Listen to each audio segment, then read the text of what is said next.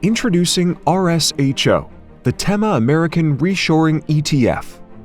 In the 1960s, U.S. manufacturers started offshoring, moving their operations to low-wage countries to cut costs. While the 20th century was a golden age for U.S. industrial production, offshoring resulted in U.S. manufacturing stagnating for the past 20 years. But now, companies like Apple and General Motors are relocating manufacturing and supply chains back to the U.S. Over time, the total landed cost of offshore manufacturing for a product has caught up to local production, reinstating the appeal and advantages of producing at home in the U.S. Supply chain insecurities, trade wars, and deglobalization have increased the risks of producing abroad and are turning offshoring back on.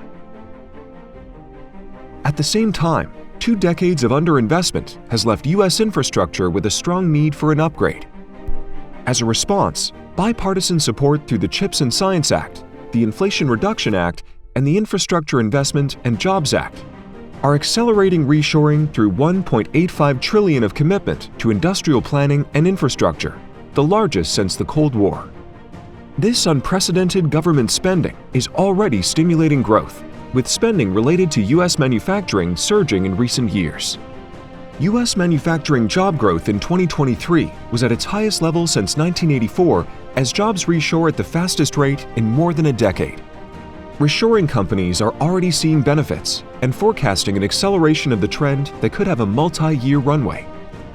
In fact, there were over $900 billion in megaprojects announcements since the beginning of 2021, and less than a fifth of those have started construction.